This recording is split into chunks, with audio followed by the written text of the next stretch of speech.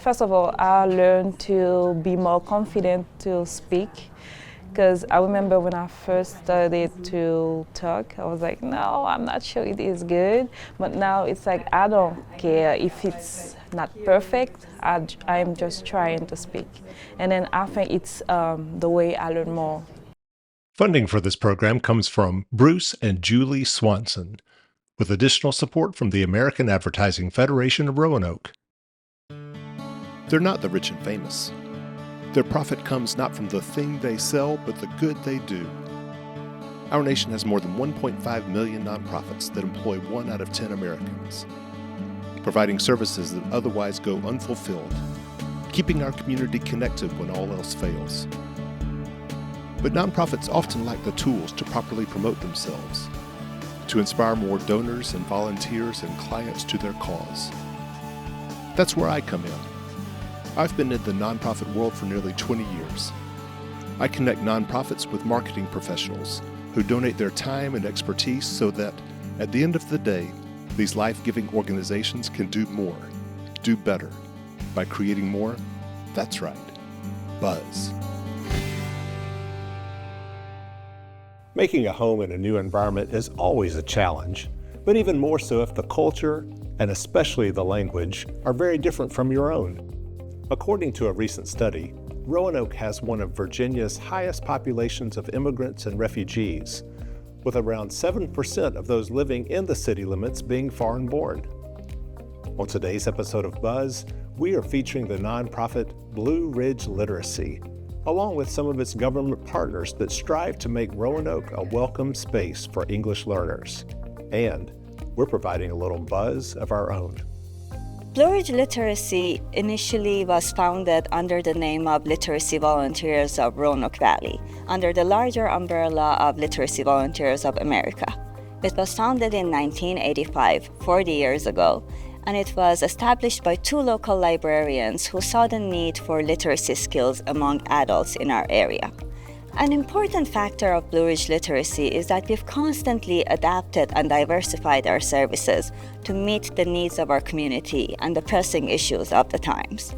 When we were first established, we were solely serving American-born adults who had some difficulties with reading and writing.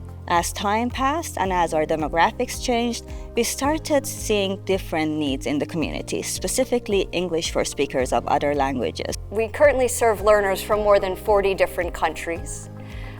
We serve individuals mainly from Afghanistan, Haiti, Mexico, Dominican Republic, among many others. So you can imagine inside an adult ESOL classroom, during break time, you could be hearing more than 5 or 6 different languages spoken. So we do offer currently 11 different English classes in 5 different levels. We also offer our citizenship preparation classes, which helps adults prepare for the challenging naturalization test. For all of our classes, we offer them at morning times and evening times, both in person and online, to accommodate different people's schedule. And we've also offered our digital literacy class for folks who may have had less exposure to technology and web searches and using email. As an immigrant herself, Ahu understands better than most the challenges of moving to an unfamiliar place. She and her staff often use their own life experiences to give back to their participants. Good. I was already teaching when I was much younger. Then I moved away from my home country, Iran. I moved to Sweden for higher education. And then eventually I moved to the United States because when in Sweden, one of my classmates was a young man from Roanoke. So when we got here, I had 2 dates on my calendar. One was to go to the courthouse to get married, and the other one was to go to Blue Ridge Literacy to volunteer. And they were very gracious. They offered me a class to teach, so I started teaching one of the pre-beginner classes there. And eventually I maintained my volunteering with Blue Ridge Literacy, and then a few years later, then the position was opened. I applied to be the executive director. My journey to Blue Ridge Literacy started with my service in the Peace Corps in the South Pacific island nation of Vanuatu. That's where I began teaching English. After my 2 years of service, I taught in Beijing for 5 years and then came back to Roanoke when I pursued my master's degree in teaching English and have been with Blue Ridge Literacy for the past 10 years. My experience living in other countries led me to see the challenges and difficulties of learning a language and how often we need to be able to read, write, speak, and listen to others. As somebody who is also navigating life in a different country, I do get a lot of solidarity and satisfaction from our learners. A lot of times, even if our life stories are completely different, they tell me, but you understand what I am saying. And the reality is, at the end of the day, I do. And sometimes that is a type of relationship that makes it just as much easier to navigate life when you're far from your home, from your ties, from your family, and everybody that you have left behind. The best part about working at Blue Ridge Literacy is being part of fulfilling the mission, which is helping adults achieve their life goals through literacy. This opens up our aims and our interactions with the clients that we work with. We are not strictly an educational organization. We look at the bigger picture of the learner that comes to us and see them as a father, a brother, an uncle, a son, and see them in the bigger context of what their life is, and are able to make sure that we craft our programs to meet the needs of who we see. We visited Blue Ridge Literacy this spring just before a new cohort of participants was set to graduate. Their tales of resilience and determination are often inspiring and sometimes tragic. Every one of them had a story to tell and a thankful heart for the volunteers making this service possible. We moved here at the US and specifically in Roanoke 10 years ago. And that was because my husband's job was relocated here. I realized that I want to do more English lessons to improve my English, and the first step for this was to come to Blue Ridge Literacy. And I had a friend who recommended me to come here, and I'm very happy with this choice. My name is Casimir.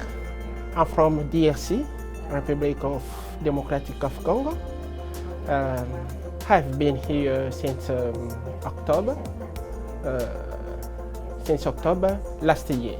We try to be better in English because if I compare the English American in Africa, here I found many words different than English where I studied in Africa. First of all, I learned to be more confident to speak, because I remember when I first started to talk, I was like, no, I'm not sure it is good. But now it's like, I don't care if it's not perfect, I'm just trying to speak.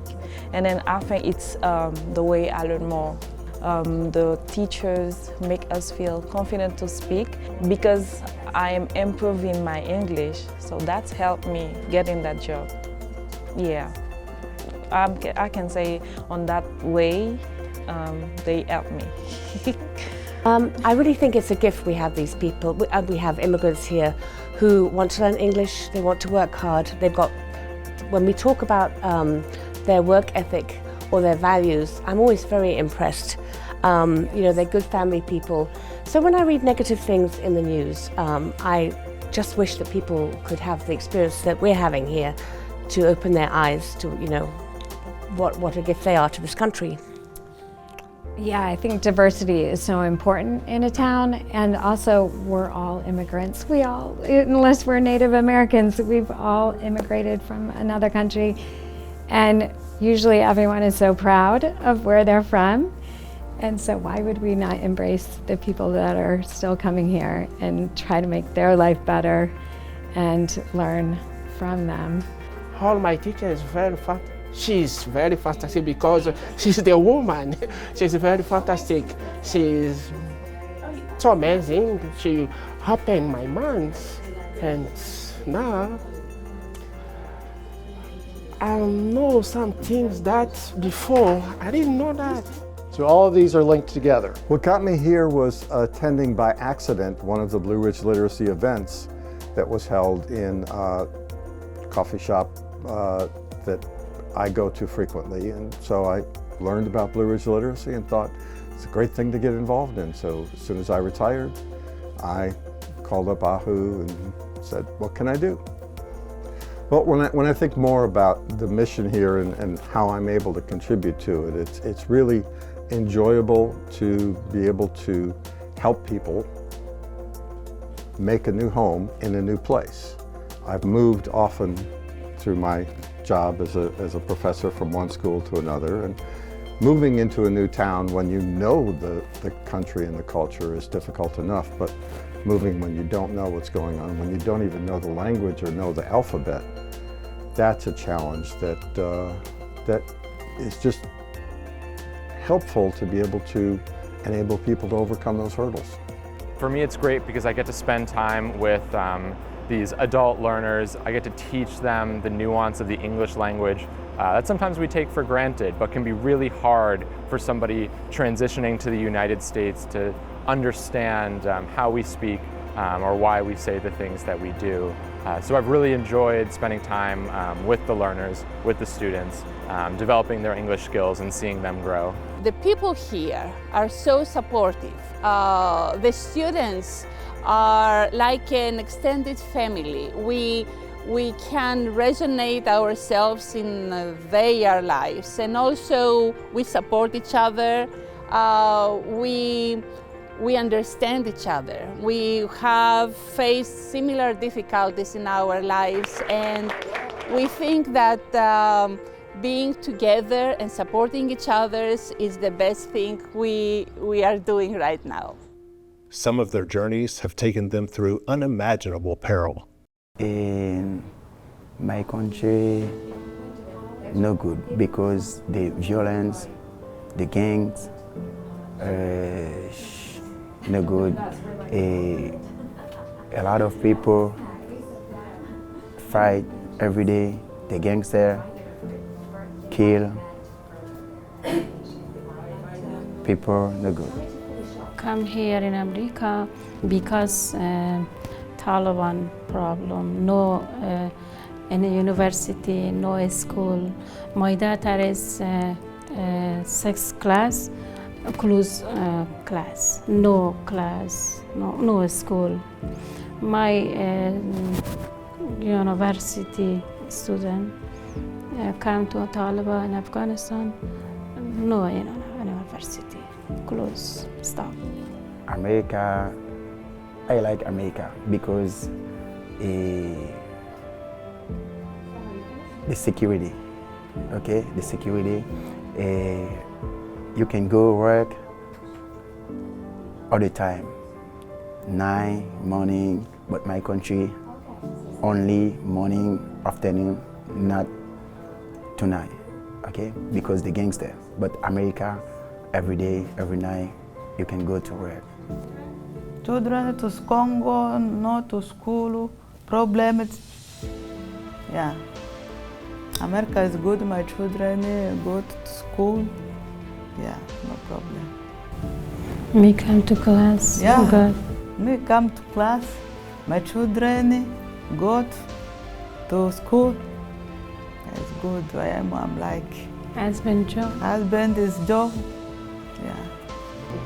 Here, I found there is many opportunity to find a job, to work.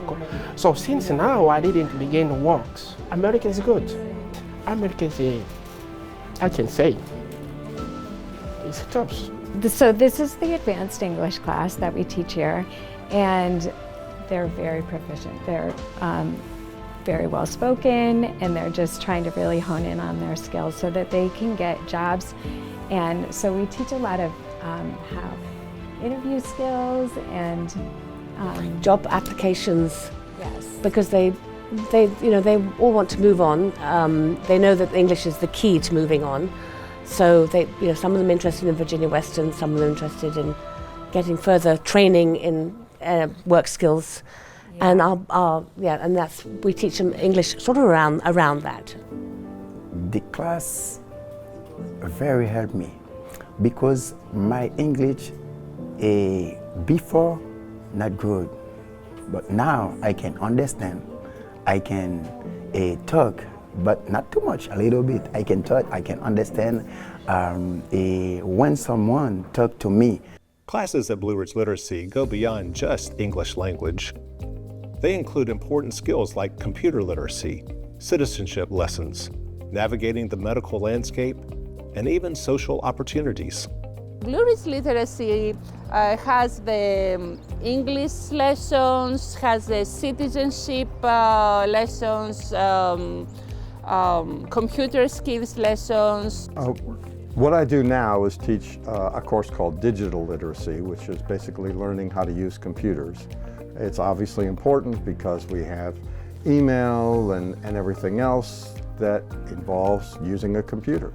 It includes learning how to use phones and computers and tablets and laptops and just about everything digital. Yeah, so I mean, healthcare in the United States is incredibly complex. I've spent the past 4 years trying to learn how to navigate and manage that myself. Blue Ridge Literacy has an incredible program where we get to delve into these issues alongside learning English. So we kind of combine healthcare learning with our English classes. And it's been a great opportunity for me to teach them the basics of how our healthcare system works and navigate some common healthcare complaints as well. And also has a lot of activities out of the lessons. They have visits at museums. We visited, we went to the opera. We went to the concert, Elmwood concert here in this area, bonding each other, bonding out of the class, bonding and experiencing something nice to remember and having pictures together and made us to know each other better out of the class. And it is important. It is important because when you meet people that you have a lot in common and you keep a communication after the lessons, that is the beginning of something for the future. I feel like I'm inspired every single day I come here. I mean, there's people from other countries that the alphabet is different. They've traveled at an older age, a lot of them, and they're still working so hard, so smart, and really giving and kind to everyone they meet. And so every day is inspiring here. The current landscape in American politics adds to the challenges faced by immigrants, making the mission of Blue Ridge Literacy more important than ever. We are experiencing a shift, a very rapid shift in the discourse and paradigm towards immigration and being an immigrant in the United States.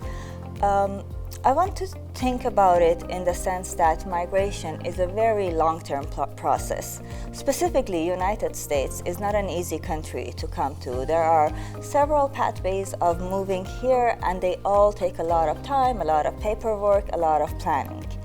We want to make sure our learners have access to accurate and correct information.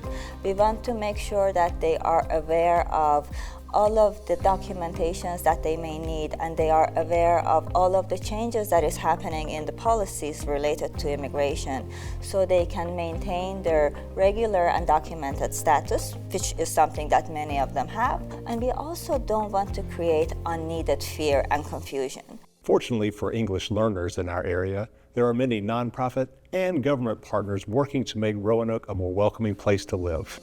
So the origins of BRL started with two librarians that were at the Williamson Road branch back in the early 1980s, and it started with a simple premise, and it's still the core value is that everyone should be able to learn to read. So adult reading, and it's grown into this wonderful organization now that we're really proud to be aligned with. Well, that's what we do best in Roanoke. We celebrate who we are. We're a diverse and inclusive community, and so we really seek to model best practices. We like to bring people together because we are so rich in resources here. And we want our immigrant and refugee community, as well as anyone else that calls Roanoke home, to know that they have access to resources here that can make them contributing, active members of the community. Earlier this year, the city hosted a roundtable discussion with community leaders and nonprofit organizations like Casa Latina, and invited consulates from several Latin American nations to participate. It's about connecting people and connecting resources for the community. Of course, I'm here on behalf of Guatemalans, but connecting resources for all the members of the community. I think Roanoke is a very unique city. I feel very welcome here because of the diversity and the inclusion and tolerance environment that I found. That's important for everyone, not only for foreigners, of course. The city also helps by providing translation services and a behind-the-scenes program called My City Academy. But we really saw a gap in reaching our refugee immigrant population, somewhat because of language barriers, somewhat just because of distrust and lack of interaction with our local government. So we developed My City Academy and introduced them to city staff. We went around to various city offices and departments and buildings to understand the services that we offer, to understand how to interact and request services, and just to make them feel like Roanoke is their home and they have access and availability to everything that anyone else may have. The welcoming environment extends to Roanoke's public school system. We have a very strong EL department. You know, the EL teachers work closely with administrators, you know, with the parents, with classroom teachers to help everybody to make sure that students have access to the same curriculum as their non-EL peers. And opportunities, right? After school activities, sports, you know, you name it. I teach ESL, English as a Second Language, to adults at Blue Ridge Literacy, and also their kids in Roanoke City Public Schools. I enjoy to teach English, help them in their academics, to improve their English, to improve in math and science, everything with the language. These students, you know, our immigrant refugee students, are part of our community. Regardless of the reasons why they came or how they came, they are our children, they are part of our community. They're active members of society, they pay taxes, they have just as much right to a high quality education as everybody else. So as long as we all embrace that, and we take charge of providing them with the education that they need, then ultimately we all benefit, right? They graduate high school, they move on, you know, they work, they go to college, they get careers, they're entrepreneurs, a lot of times, you know, start their own businesses. We all benefit from providing them with the same opportunities as everybody else. These partnerships between local government, public education, and nonprofits are clearly making an impact. It's always important to us to be a neutral place that people feel comfortable and at home in. That's one of our biggest joys, is to have someone come in and say they feel like this is where they need to be. We've had people come back to us and tell us they've gotten jobs, or that when they were children that this was a place that they felt like they were accepted and they could be themselves, and have grown as into adults because of their work with public libraries and with the city's services through libraries. I think what sends a smile to my face is just, one, hearing the stories that some of the clients have and how much this benefits them as they transition into Roanoke. I mean, Roanoke's an amazing community to live in, so it's a win-win, yeah. So today, the last day, everyone will receive a certificate. On Blue Ridge Literacy Graduation Day, the joy was palpable, and the smiles on participants' faces said it all. Rania Janji. An immigrant's journey is not an easy one, but a little help from welcoming partners in Roanoke can definitely lighten the load. 2025 marks Blue Ridge Literacy's 40th anniversary, so to give it some buzz, I hosted for the nonprofit A Buzz Live, which is my new talk show that I humbly call The Tonight Show for Nonprofits. Held before a live studio audience at the historic Grandin Theater and live streamed to our Facebook and YouTube channels. This Buzz Live featured conversations with Blue Ridge Literacy's leaders. Well done, well done. What is something that people could do to help Blue Ridge Literacy? I'll start and then I'll pass on. Please make sure people who need our services know about us. The word of mouth is our most strongest tool for getting people through our doors, but there are still more people who need to know that. The musical guest and Venezuelan family band Tricolor, whose members received help from Blue Ridge Literacy, and a special presentation. But one of the special things I get to do as mayor is offer proclamations for special occasions, so I'm going to share this with us tonight. Whereas Blue Ridge Literacy was established in 1985 by members of our community to address the English literacy needs of our community's adults. Whereas as we celebrate our 40th anniversary in 2025, now therefore I, Joseph L. Cobb, Mayor of the City of Roanoke, encourage all citizens to celebrate the importance of literacy for individuals, communities, and societies, and promote increased efforts towards more literate societies, and do hereby proclaim May 1st, 2025 throughout this 8-time All-America City as Blue Ridge Literacy Day. All right. Yeah.